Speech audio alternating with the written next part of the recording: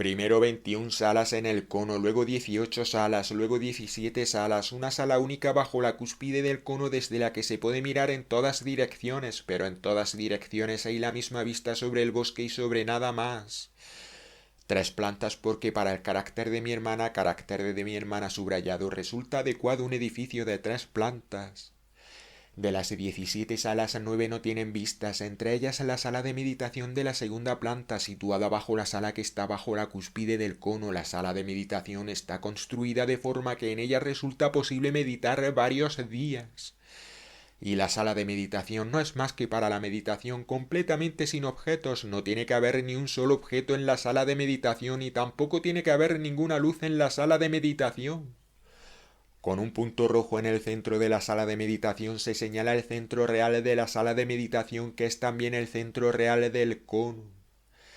Desde ese centro en todas y cada una de las direcciones 14 metros. Un punto de agua de manantial en la sala de meditación. Bajo la sala de meditación las salas de distracción, sobre la sala de meditación la sala que está bajo la cúspide del cono, desde la que se puede mirar en todas direcciones, pero no se puede ver en ninguna dirección más que el bosque de Covern House. Bajo la sala de la cúspide del cono, la sala de meditación, bajo la sala de meditación las salas de distracción y bajo las salas de distracción las que yo llamo salas anteriores, en las que quien entra en el cono entra preparándose para el cono, sea en la planta baja. La planta baja tiene 5 salas, todas ellas sin designación propia. Todas esas salas tienen que carecer de designación propia, lo mismo que todas las salas del cono tienen que carecer siempre de designación, salvo la sala de meditación. Si quien habite el cono, sea mi hermana, se siente tentado a designar las distintas salas, porque es seguro que de pronto se verá inclinado y luego obligado a designar las distintas salas, o sea, una sala como sala de dormir, otra como sala de trabajo, una tercera como cocina y así sucesivamente. Tendrá que decirse y en caso necesario repetirse en voz alta que las distintas salas del cono no deben designarse. Tiene que ser posible vivir en un edificio en que las distintas salas no tengan designación, pero es natural que la sala que ha sido construida como sala de meditación se designe como sala de meditación. Las salas están todas ellas blanqueadas. Las aberturas no son ventanas, son aberturas que no se pueden abrir y por tanto tampoco se pueden cerrar. La ventilación sin que las aberturas tengan que estar abiertas o cerradas es siempre natural. Energía solar como calefacción. Piedra, ladrillo, cristal, hierro y nada más. Lo mismo que por dentro el cono está por fuera blanqueado.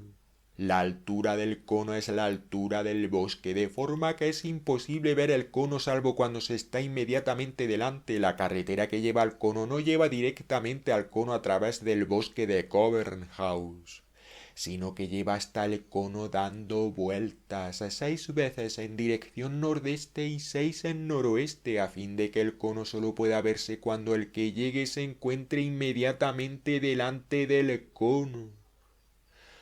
8.000 cargas de grava gruesa, 2.000 del acero 3. Así Reutemer. Al principio creí que dejaría ver ya a mi hermana los primeros planos de todos, pero renuncié a ese propósito por la aversión que ella mostró hacia mi plan. Construiré el cono en una tercera parte, pensé, y le enseñaré el cono concluido ya en esa tercera parte. Pero renuncié también a ese propósito porque de pronto comprendí que tendré que terminar el cono antes de enseñárselo a mi hermana. Existe el peligro de que si le enseño el cono a mi hermana antes de que esté terminado, yo no tenga ya, a causa de su reacción, fuerzas para terminar el cono. El cono debe estar terminado y sólo entonces podré enseñarle a mi hermana el cono construido para ella sola. Si le ocurre algo a mi hermana mientras yo viva, abandonaré el cono a la naturaleza. Así Reutemer, después de mi hermana nadie deberá entrar ya en el cono. Recoger esta decisión en un testamento redactado en su día, así Reutemer, no aplazar ese testamento. Realmente Reutemer recogió en su testamento, o sea, en la hoja de papel que llevaba encima cuando lo encontró Holler, esa disposición en el sentido de que en el cono ahora, después de la muerte de su hermana y de su propia muerte, en el sentido de que nadie deberá penetrar ya en el cono. Y el cono deberá ser completamente abandonado a la naturaleza. ¿En qué medida los herederos de Reutemer cumplirán esa disposición no puede decirse? En cuanto ella vea el cono, deberá ser feliz. Así Reutemer, deberá ser feliz es subrayado. Una construcción perfecta debe hacer feliz a la persona para la que se ha construido, otra vez es subrayado debe hacer feliz. Mi idea era hacer a mi hermana perfectamente feliz mediante una construcción perfecta totalmente orientada a ella. Así Reutemer. Perfecta en el sentido en que la perfección es siquiera posible, o sea, aproximadamente perfecta, lo mismo que todo es aproximado. Realizar esa idea hasta el grado de la felicidad perfecta de mi hermana. Pero, ¿y si ella no comprende todo esto? Me pregunto. Ya veremos. Mi idea fue probar que una construcción así, que debe causar una felicidad perfecta, es posible. Así Reutemer. Luego, cuando mi hermana se haya instalado en el cono, así Reutemer, cuando haya ido al bosque de Covernhouse, no tendré ya miedo por mi hermana, porque también para mi hermana ha llegado el momento de separarse de Altensam, de separarse sobre todo de mis hermanos, que son para nosotros, mi hermana y yo, cuerpos extraños. Lo mismo que nosotros, mi hermana y yo, somos cuerpos extraños para ellos. Una vez al año, pero 2 veces al año como máximo visitaré a mi hermana y los observaré y estudiaré a ella y al cono y a los dos juntos en su relación, así Reutemer. Y me retiraré a la buhardilla de los Höller para elaborar mis observaciones. Emparedar con mis propias manos en la planta baja todos los cálculos de gastos relativos al cono, así Reutemer, el día de la terminación del cono. El cono debía ser una sorpresa, pero no es ya una sorpresa porque mi hermana conoce mi proyecto y también cuánto he avanzado ya en mi proyecto, pero se quedará realmente sorprendida al ver el cono porque el cono concuerda con ella en un 100%, mejor, concuerda casi en un 100% porque una concordancia del 100% es imposible. Entonces todo quedará claro para mí como quedará claro para mi hermana en el momento en que le enseñe el cono. Tenemos que asumir una así llamada idea demencial que hemos tenido nosotros mismos, donde exactamente no lo sabemos ya, y realizar esa idea demencial en contra de todas las dudas y preceptos y acusaciones, en contra de todo. Realizamos la idea a fin de realizarnos a nosotros mismos para un ser querido. Ser querido subrayado. Siempre fue evidente que no había que contar con apoyo de ningún lado, pero en ningún caso de Altensam. La terminación del cono será entonces también al mismo tiempo la aniquilación de Altensam. Terminado el cono, Altensam quedará aniquilado. Dirigido contra mis hermanos quizá todo lo que he hecho en mi vida. Todo siempre a favor de mi hermana pero en contra de mis hermanos. Ese proceso contra mis hermanos y a favor de mi hermana lo he convertido en un arte propio. Instintivamente he actuado siempre en contra de mis hermanos y a favor de mi hermana. Y ahora al realizar la idea de construir el cono actúo del modo más hondo posible en contra de mis hermanos y a favor de mi hermana. El cono, mi prueba subrayado. Una y otra vez dictarlo, porque con mi dinero puedo hacer lo que quiera, y porque el momento es el oportuno. El cono es la consecuencia lógica de la de mi naturaleza. Pero no satisfaré la curiosidad de los expertos o de quienes se hacen pasar por expertos aunque no sean expertos. No dejaré que nadie se me acerque al cono. Hasta ahora he conseguido proteger el lugar de la construcción. Como he puesto por todas partes observadores que anuncian a todo el que se acerca al lugar de la construcción. La gente se ve apartada, rechazada antes de que pueda ver lo más mínimo el cono. Pero no se puede impedir que un día, en un momento determinado, cuando yo no tenga ya ninguna clase de influencia en ese proceso, la gente acuda y tome posesión intelectual del cono o crea haber tomado posesión intelectual de él y explote mi idea. Explotadores de ideas subrayado. Primero, Al margen de mi trabajo científico, observé durante bastante tiempo la idea de construir el cono. Me ocupé una y otra vez solo de esa idea, observándola, y luego comprobé la idea y luego abordé la realización de la idea. Nunca pregunté a nadie, no hay que preguntar a nadie, a ninguno, cuando se tiene una idea así, si esa idea es buena y si esa idea debe ser o no realizada. Porque los preguntados dan consejos mortales. No pregunté a ninguno, a ninguna cabeza y abordé la realización de la idea sin saber lo que significaba la realización de mi idea. La significación de la realización de mi idea será solo un problema después de la terminación del cono. Por el hecho de haberme ido ya tan pronto de Altensam y haberme dirigido a Cambridge, por el hecho de que desde el verdadero escenario de mis pensamientos, que ha sido siempre Altensam y su entorno y que aún hoy lo sigue siendo, piense lo que tenga que pensar, he tenido la posibilidad de ocuparme de problemas y de ideas de los que si me hubiera quedado en Altensam y en el entorno de Altensam, digamos en un radio de 200 o 300 kilómetros, nunca me hubiera podido ocupar, no hubiera podido pensar los pensamientos que he podido pensar en Cambridge. No hubiera tenido las ideas que he tenido en Cambridge. Pensar en un escenario pero lejos de ese escenario. Mediante el mayor alejamiento posible del escenario, poder pensar del mejor modo posible todo lo referente a ese escenario. Todo lo referente en Altensam, por ejemplo, siempre únicamente a la mayor distancia posible de Altensam, no en Altensam mismo, todo lo referente al cono, por ejemplo, del mejor modo posible en Cambridge. Y no vigilé la construcción del cono en el bosque de Covent House mismo, sino desde la bohardilla de los Holler.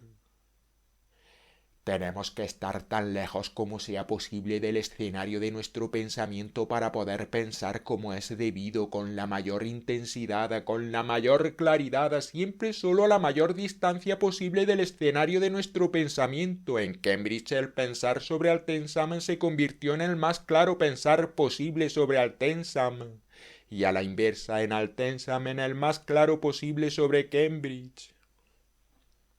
El problema es siempre cómo llegar al punto más alejado del objeto que tengo que pensar y repensar para poder pensar y repensar del mejor modo ese objeto.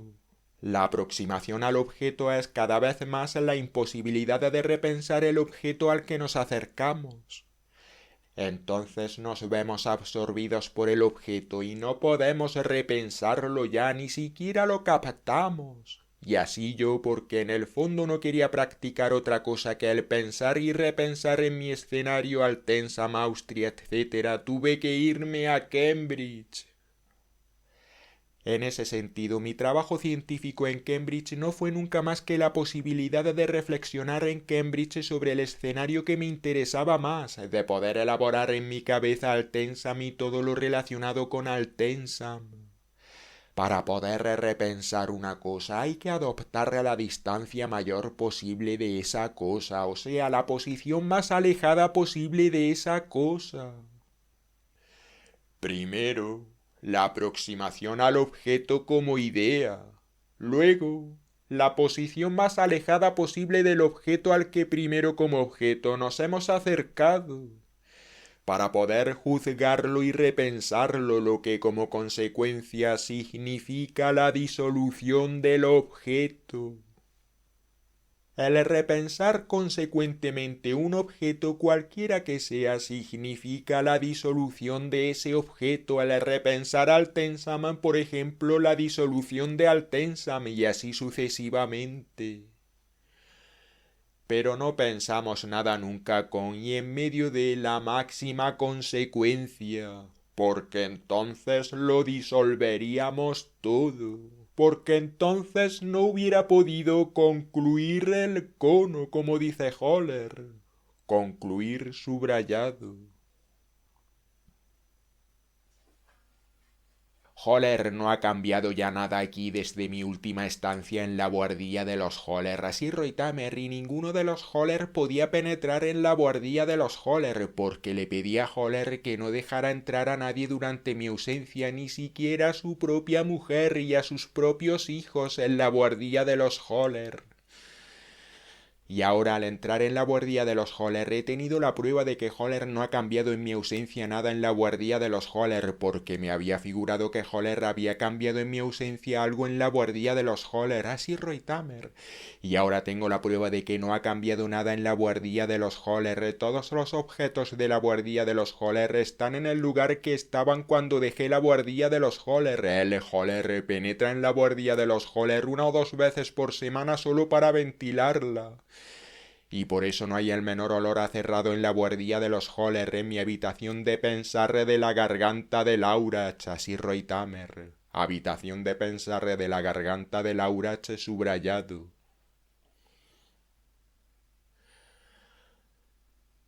Ya en el primer instante en que por primera vez penetré en la buhardilla de los Holler en compañía de Holler, porque él como él, Holler, quería enseñarme la buhardilla de los Holler partiendo de su opinión de que la buhardilla de los Holler quizá fuera un lugar apropiado para mis fines de pensamiento, sobre todo con miras a la construcción del cono, lo que él, Holler, creía ya desde siempre cuando él entraba en la buhardilla de los Holler. Había tenido la idea de si no sería la buhardilla de los Holler lo más apropiado para mis fines. Ya en ese primer momento había sabido yo que la buhardilla de los Holler me permitiría lo que ningún otro lugar de pensar me había permitido hasta entonces. Adelantar en mi pensamiento, sobre todo el referente al cono, y por eso le había dicho enseguida a Holler, todavía en el umbral de la buhardilla de los Holler, que la buhardilla de los Holler era la más apropiada para mis fines y que quería alquilarla. ¡Alquilarla! Le dije a Holler. Pero Holler dijo que yo podía tantas veces como quisiera y siempre que quisiera instalarme en la buhardilla de los Holler y quedarme en ella siempre que quisiera y por tanto tiempo como quisiera. No me la alquilaría, sino que la pondría a mi disposición, por supuesto gratuitamente, y acepté enseguida esa oferta y ese mismo día me instalé en la buhardilla de los Holler y vi confirmada mi suposición de que adelantaría en la buhardilla de los Holler en mi pensamiento, allí donde en Cambridge me había quedado detenido. En poco tiempo había podido hacer en la buhardilla de los Holler los cálculos más importantes, los relativos a la estática del cono. Si en Cambridge había llegado al fin de mi pensamiento sobre el cono, aquí en la buhardilla de los Holler tuve de nuevo comienzo.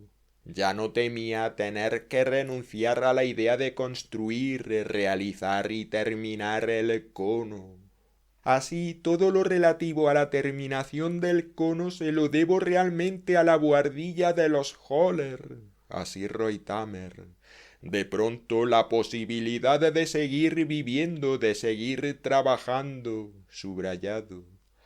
La dificultad de la simultaneidad, así Reutemer, ya desde mi más tierna infancia, 3 años, 4 años, por una parte el enfrentarme conmigo mismo, por otra el enfrentarme con mi entorno, con el pasado por una parte y con el futuro, así Reutemer, y con un grado cada vez mayor de responsabilidad, de irresponsabilidad.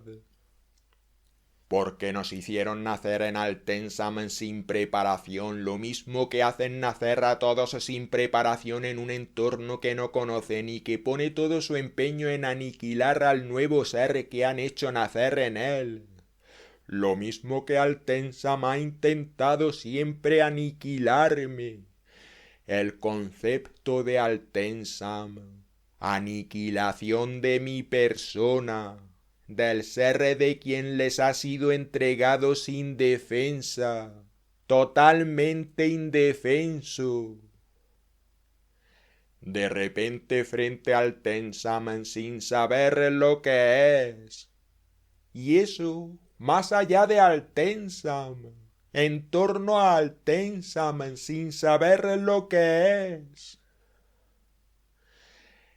En nuestros padres no hemos tenido maestros, personas con derecho a educarnos, como se dice, pero que no tenían derecho a educarnos y que nos educaron para sus fines. Nos educaron siempre solo para sus fines. Y el resultado es que mis hermanos estuvieron siempre a favor de esos fines. Pero yo estuve siempre en contra de sus fines.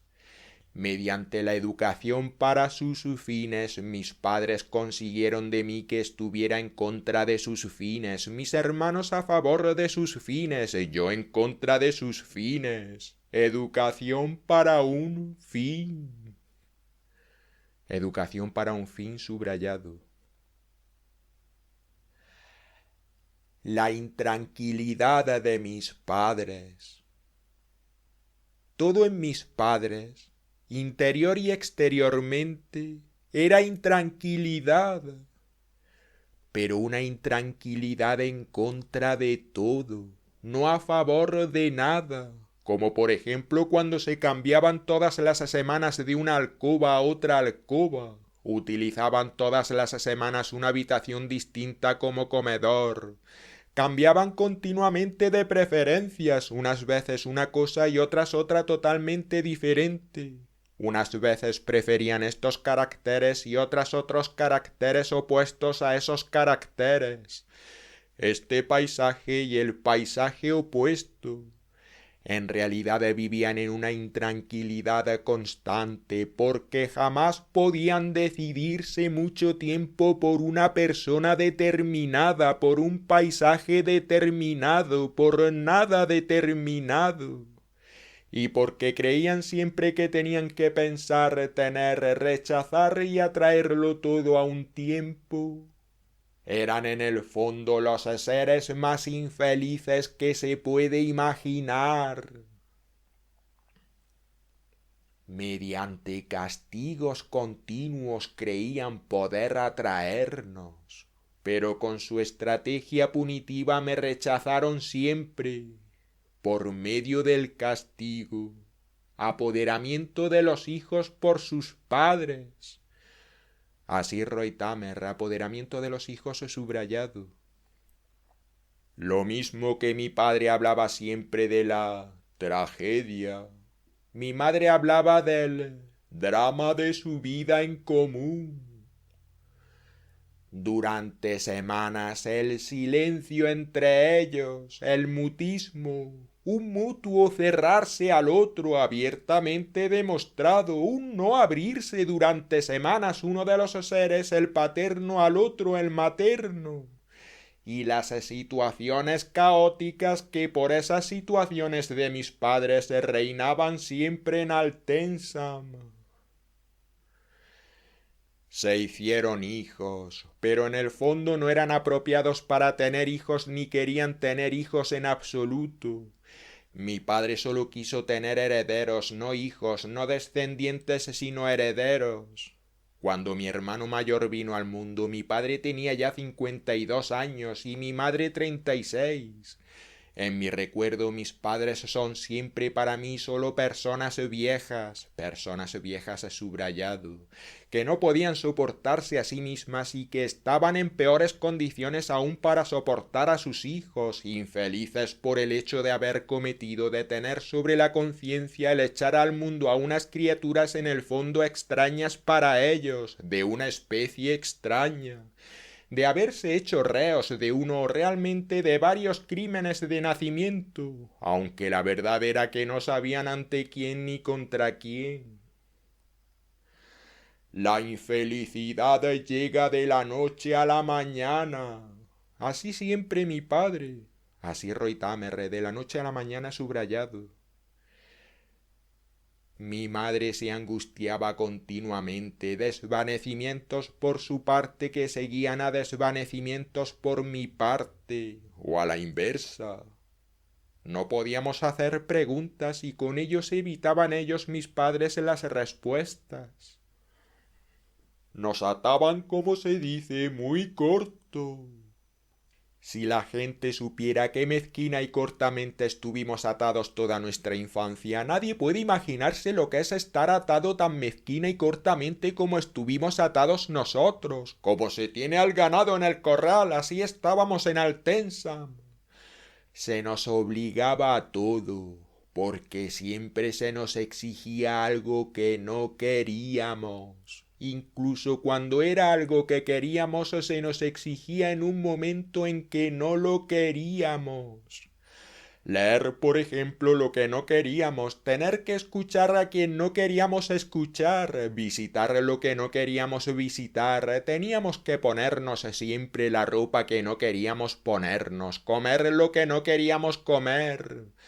Mis hermanos y también mi hermana se sometían, pero yo no me sometía jamás y me obligaban siempre a someterme con castigos. Jamás me sometía voluntariamente. Teníamos que cumplir las severas leyes de Altensam, pero esas leyes severas habían sido creadas para otros, para todos los que habían vivido en Altensam antes que nosotros, no para nosotros. Pero de crear nuestras propias leyes no teníamos posibilidad y tampoco se creaban nuevas leyes para nosotros. De forma que teníamos que obedecer constantemente y en toda oportunidad o inoportunidad leyes que no habían sido creadas para nosotros. Esas leyes estaban superadas desde hacía decenios. Lo mismo que todo en Altensam estaba superado desde el principio mismo y por el hecho de que yo lo comprendí muy pronto estaba sin embargo en una situación continuamente amenazante para mi vida, porque no quería someterme a esas leyes superadas y efectivamente no me sometía a ellas salvo que me obligaran. Mientras que los otros se sometían siempre porque mis hermanos fueron siempre en fin de cuentas hombres sumisos, pero yo sin embargo fui siempre insumiso. Todo lo que había en mí exterior e interiormente les molestó a mis padres durante toda su vida y por eso deseé ya muy pronto estar separado de mis padres, estar también separado de mis hermanos, porque ellos estaban de parte de mis padres. Por lo que para ellos todo fue siempre más fácil y por lo que se hicieron también distintos. Todavía hoy no soy sumiso, cada vez más un hombre que lleva la contraria, rebelde, realmente un carácter intratable, en muchos aspectos más intransigente de lo que sería necesario, precisamente como consecuencia de toda esa situación desesperada de mi infancia durante años enteros, a causa de mi estancia de muchos años en Altensaman como en una prisión. Porque siempre he sentido Altensaman como la cárcel de mi infancia. No fue para mí otra cosa. Los días hermosos que pude pasar en Altensaman se cuentan con los dedos de una mano, comparable a un preso que cumple condena por un crimen que no comprende y que tampoco recuerda en absoluto haber cometido. Así pues, en la cárcel, como tengo que llamar a Altensam, por un error judicial, tuve que pasar mi infancia en la cárcel de Altensam, en mi celda aislada y en una oscuridad casi ininterrumpida. Y si hablaba con mi padre no era otra cosa que una conversación con el juez de instrucción ante el que me habían conducido. Se me amenazaba con una agravación constante de mi condena, aunque mi vida era ya una condena suficientemente agravada. Si preguntaba cuál era mi crimen, ¿por qué me retenían en régimen de aislamiento en Altensam? En esa forma de castigo agravada, no recibía respuesta. Posiblemente expiaba el crimen de mis padres en la prisión, en la cárcel de Altensam. Cumplí allí una pena de cárcel de al fin y al cabo 12 o 13 años. Testigos de mi inocencia eran sólo naturalmente mis padres, pero mis padres eran en realidad al mismo tiempo mis acusadores. Me habían engendrado y hecho nacer enseguida en la cárcel. Engendrado y hecho nacer subrayado. Cuando tenemos que considerar, mirar con desesperación continua a nuestros padres como nada más que nuestros guardianes en una cárcel grande y horrible, como tengo que calificar la casa de mis padres. Mi padre, como director de la cárcel, de su casa, su propiedad, de la casa paterna, de la propiedad paterna de Altensam, por tanto, cuando no podemos contar jamás con la reapertura del proceso, porque esa reapertura no se plantea por toda clase de razones. Podemos pensar en la huida, pero no podemos huir, porque, huidos de esa cárcel paterna, pereceríamos en poquísimo tiempo. Luego somos liberados, lo que quiere decir prematuramente subrayado. Y hemos emprendido la lucha contra la cárcel y contra la institución de esa cárcel en la que fuimos engendrados y nos hicieron nacer, esa lucha perpetua, lucha desesperada subrayado, que ahora se nos echa en cara.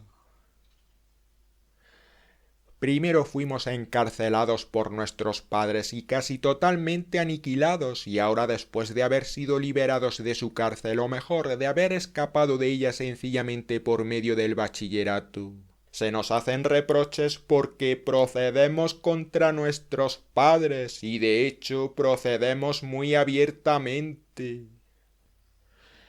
Por lo demás, jamás he visitado a mis padres. He ido a Altensam nada más que para tratar de problemas económicos relativos a Altensam y a mí. Jamás he sentido ya la necesidad de reunirme con mis padres, ni con mi padre ni con mi madre, siempre únicamente para visitar a mi hermana, que ha estado siempre totalmente encadenada a sus padres, para reunirme con mi hermana, y en esas ocasiones tuve que aceptar simplemente el hecho de la presencia de mis padres y de mis hermanos, que hacían con ellos causa común.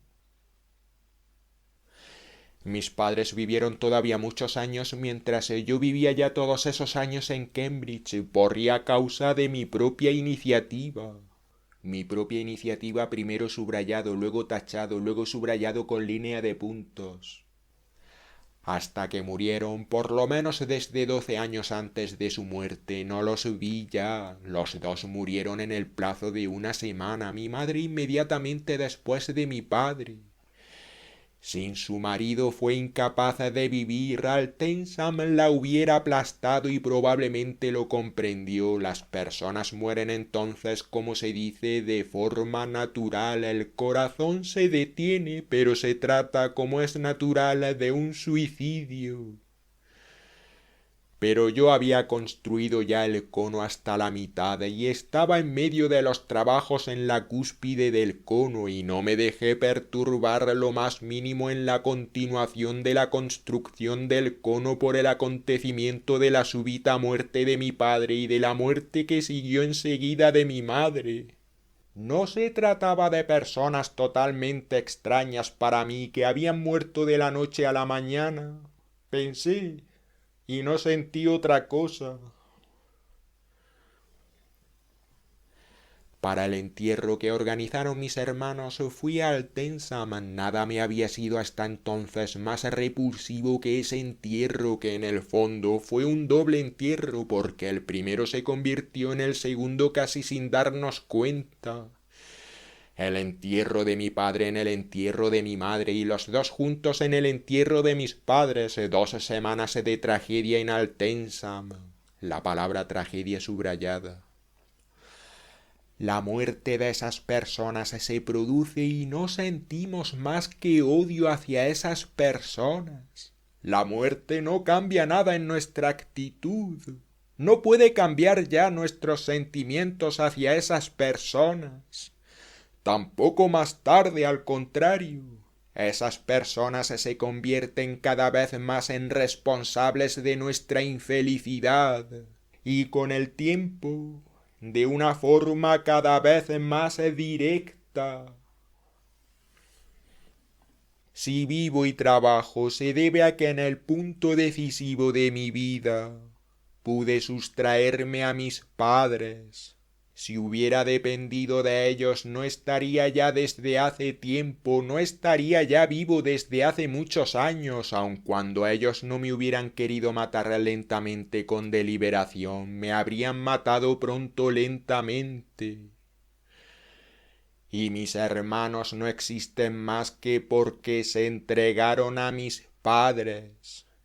Sobrevivir mediante la entrega. Así Reutemer.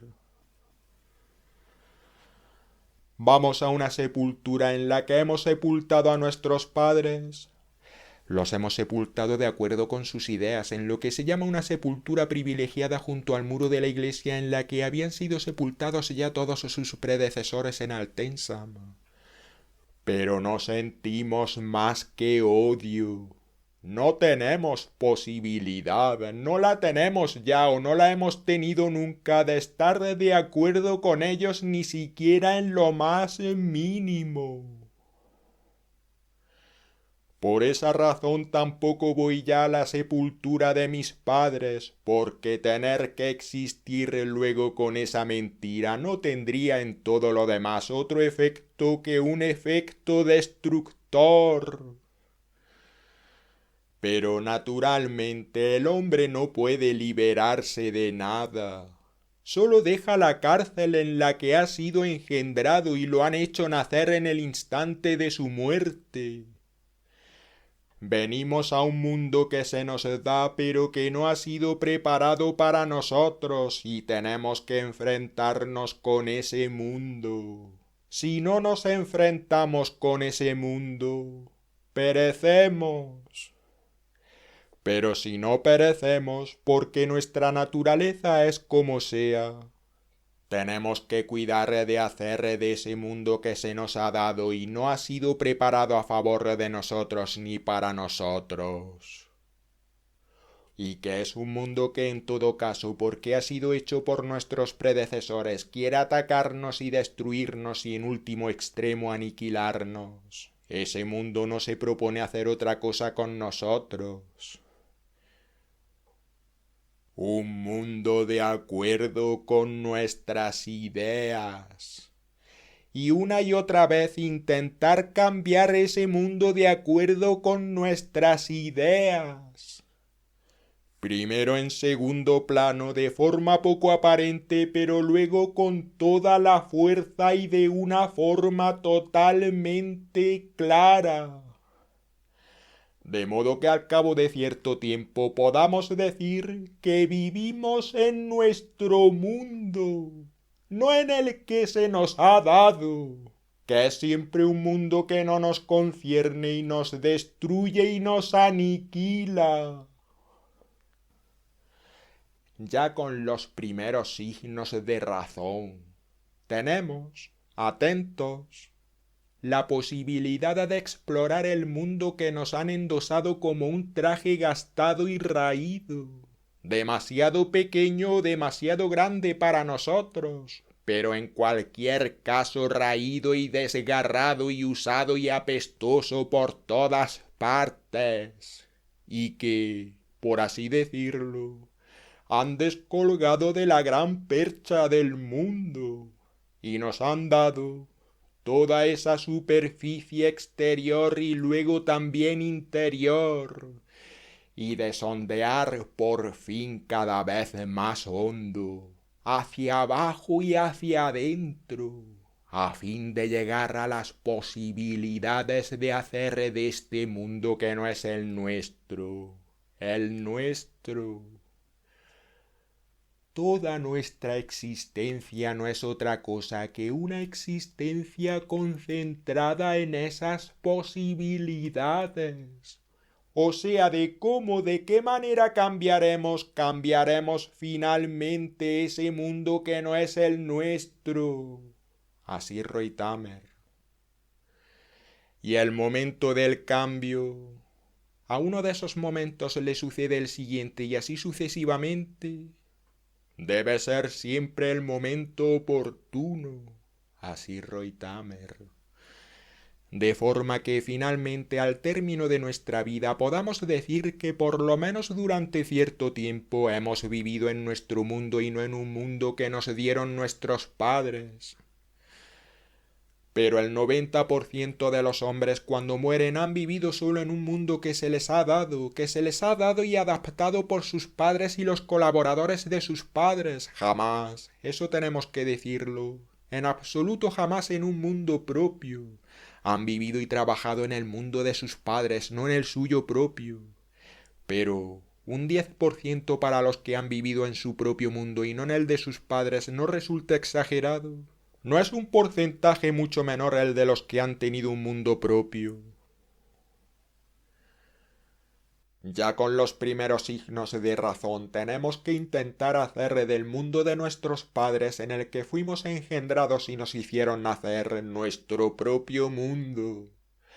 Cada uno para sí, cada uno siempre totalmente solo para sí, ya desde los primeros signos de razón, a fin de que ese intento de años, de decenios, pueda hacerse realidad.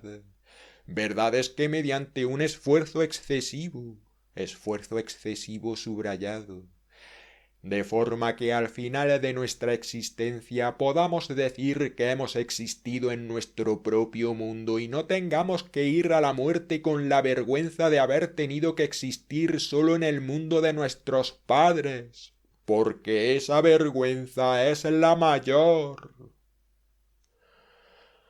Nosotros, el nacimiento produce solo el efecto contrario. Con ayuda de nuestra razón, nos pusimos ya muy pronto y sin ceder y con una fuerza de voluntad cada vez mayor a esa tarea de separarnos de nuestros padres, a fin de poder decir un día que habíamos existido en un mundo propio y no solo en el mundo de nuestros padres.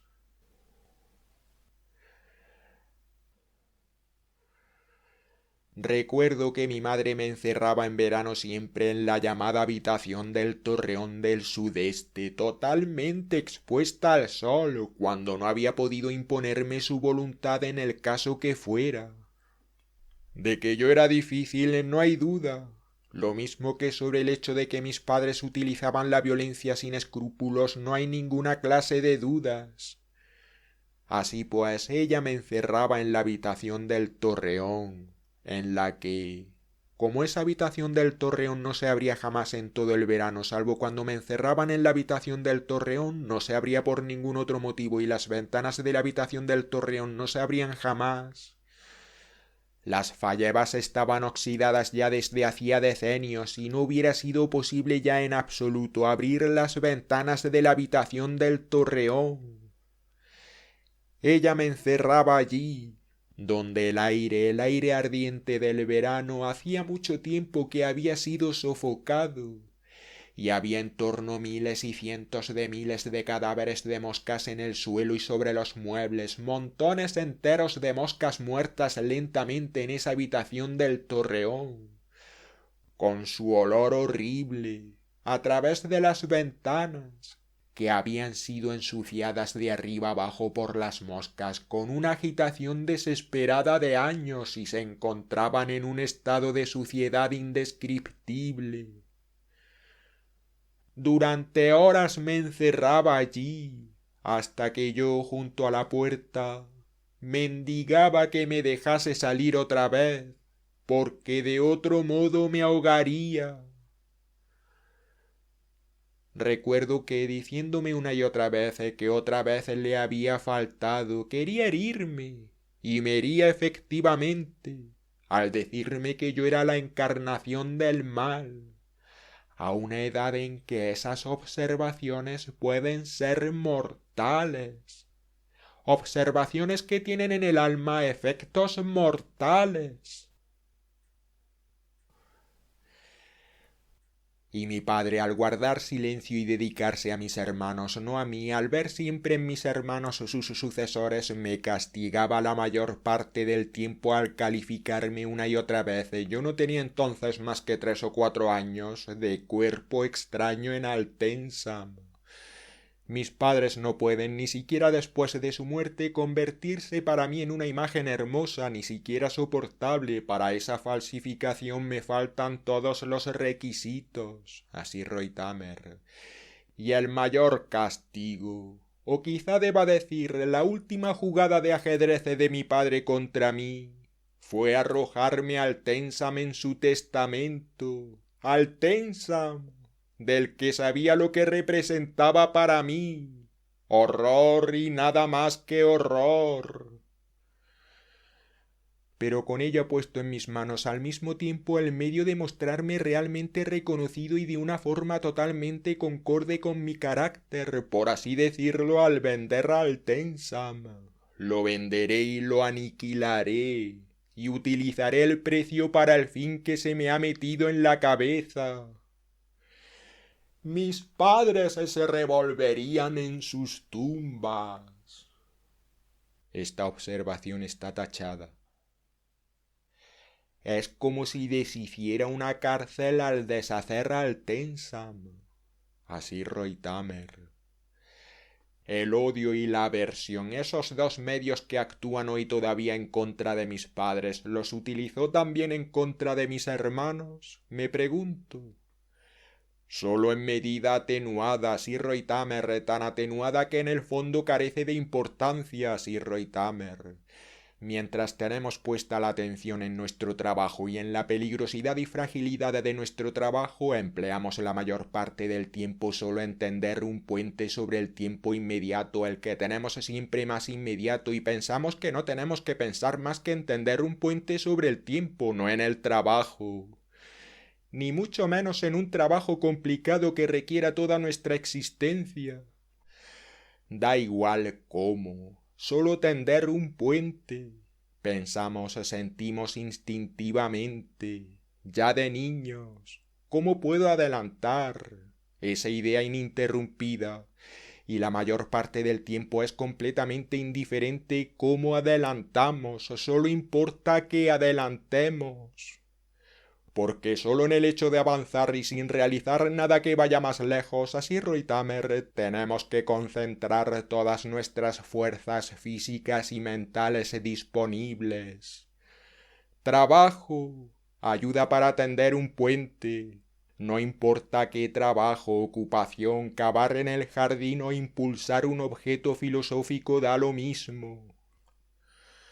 Entonces estamos obsesionados por una idea y en el fondo solo tenemos fuerzas para sobrevivir. Por eso estamos en un estado del mayor tormento. No estamos obligados a nada. Así Reutemer, nada subrayado. ¿Cómo se nos convencía de niños de que solo tendríamos derecho a vivir si trabajábamos razonablemente? Se nos aseguraba que teníamos que cumplir nuestro deber. Todo torturas irresponsables de padres irresponsables y de irresponsables así llamadas personas con derecho a educarnos. Embutidos en trajes iguales, siendo personas caracteres totalmente desiguales, íbamos a la iglesia, íbamos a comer, hacíamos visitas. Así Reutemer.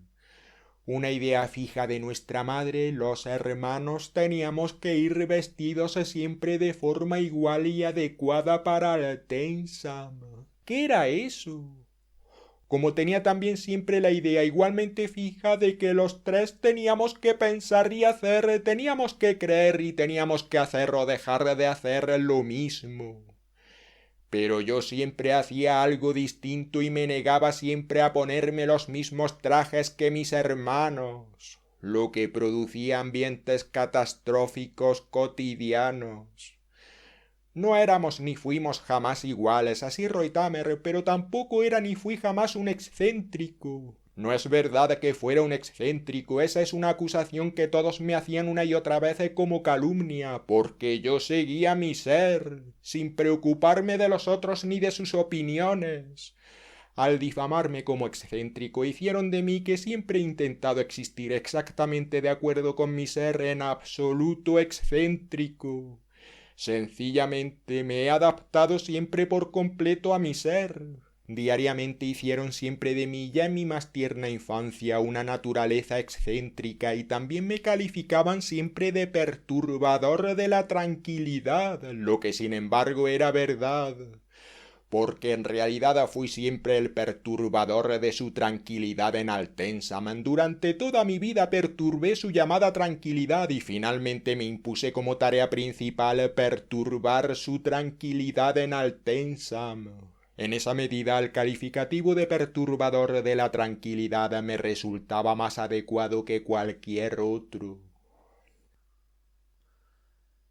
En contra de que nosotros, por ser de Altensam, éramos algo especial, de que todo lo relacionado con nosotros y con Altensam era algo especial, me he defendido siempre.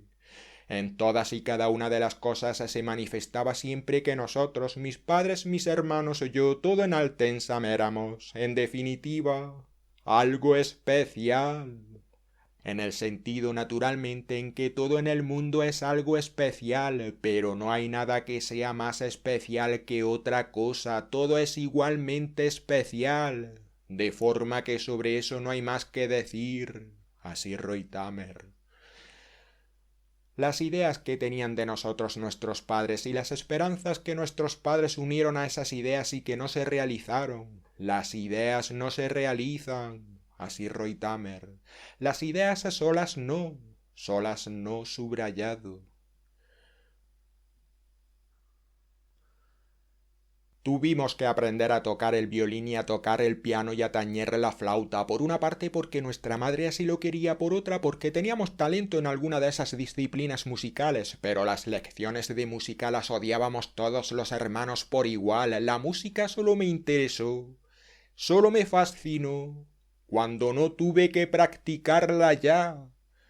Por mi propia voluntad estuve totalmente absorbido entonces durante cierto tiempo, incluso durante años, en la música.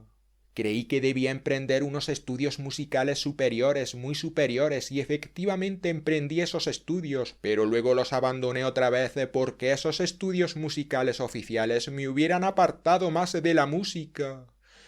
Por los estudios musicales oficiales me había alejado de la música en lugar de entrar en la música por unos estudios oficiales. El efecto fue el mismo que el de las lecciones de música que me obligaban en casa en Altensam.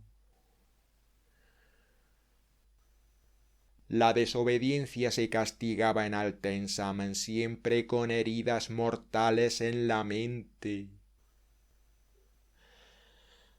Siempre había temido la habitación del torreón del lado del sol, pero esa especialidad de tortura me estaba reservada solo a mí. Jamás encerraron a ninguno de mis hermanos en la habitación del torreón. A ellos se les despachaba con bofetadas, pero a mí me encerraban en la habitación del torreón, el castigo supremo, o hacían observaciones sobre mí aniquiladoras de mis sentimientos y de mi mente, castigo igualmente supremo como es natural. Constantemente teníamos que hacer lo que no queríamos hacer, pero siempre teníamos que oír que nuestros padres lo hacían por nuestro propio bien. Todos los días, muchas veces, que todo lo hacían por nuestro propio bien. Sólo la repetición ininterrumpida de esa cantinela que era uno de sus lemas, una y otra vez, de que sólo lo hacían por nuestro propio, por tu bien.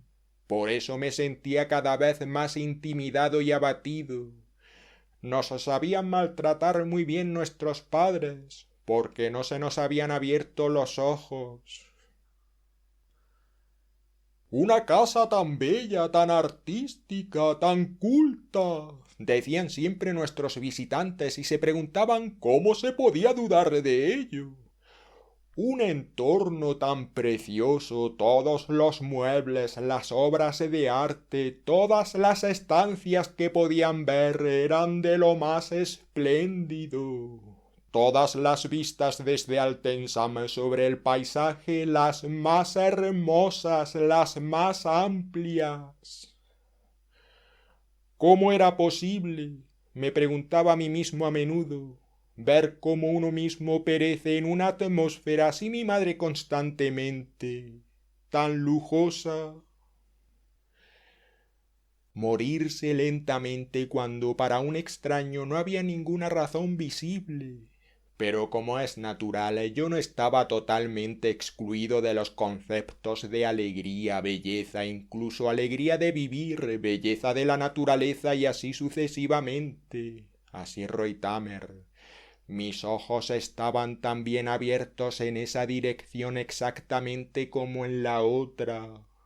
Un hombre como yo, cuya felicidad suprema es pensar y sobre todo pensar en la naturaleza libre, filosófica, estaba solo por ese hecho, está solo por esa observación, así Reutemer, salvado.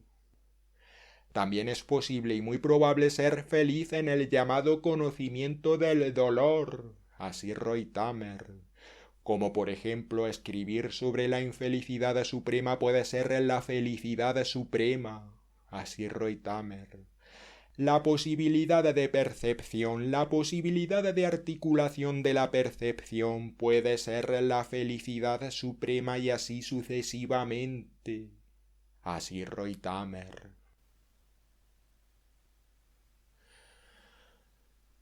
Cuando podemos tener conciencia de que el comprobar algo, sea lo que fuere lo que comprobemos, puede ser la felicidad suprema.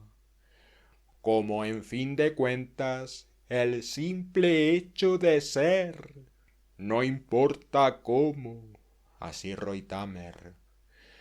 Pero no debemos pensar ininterrumpidamente esos pensamientos, pensar una y otra vez a fondo todo lo que pensamos y lo que otros piensan y de lo que oímos, porque entonces llega un momento en que ese pensamiento propio continuamente insistente nos mata.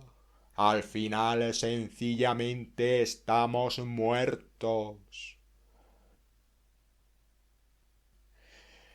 Primero toqué el violín en contra de mi voluntad, así Reutemer, el piano en contra de mi voluntad, porque me obligaban luego el intento voluntario de realizar unos estudios musicales superiores y muy superiores, historia de la música y así sucesivamente, así Reutemer. Todo fracasó por ser, por una parte obligado y por otra voluntario pero oficial, y finalmente el ocuparme de la música, el penetrar en la música por mi propia fuerza de voluntad y sin ayuda oficial. Escuela superior, etc. Weber, Schoenberg, Berg, Dalla Piccola y así sucesivamente. Primero leía en contra de mi voluntad, lo leía todo en contra de mi voluntad porque mis padres me obligaban a la lectura, creían que tenía que tener afición a la lectura, pero porque suponían que tenía que tener esa afición, respeto, afición, etc. Me negaba a leer. No leí nada hasta los 12 años salvo libros escolares y luego a partir de los 25 años aproximadamente lectura ininterrumpida por mi propia voluntad todo lo que estaba a mi alcance. Porque me exigían orden, desorden, porque exigían que llevásemos gorro en la cabeza, decenios sin gorro en la cabeza, aversión por los gorros, etc. Así Reutemer.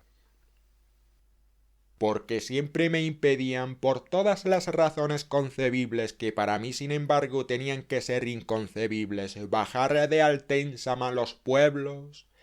Siempre bajaba a sus espaldas a los pueblos, al principio vacilando pero luego con gran decisión y me independizaba allí bajo Altensam mientras ellos creían que estaba en mi habitación en realidad había bajado a los pueblos durante la noche. Y así cada vez con más frecuencia bajaba a sus espaldas de Altensam hasta que un día me fui bajando definitivamente de Altensam, para no volver más a Altensam nunca más subrayado. Pero también en esas rupturas solo. Mis hermanos no me siguieron jamás en nada. Una absoluta falta de comprensión existía ya entonces entre los hijos. No tenemos nada más que explicarnos mutuamente, así Roy Tamer.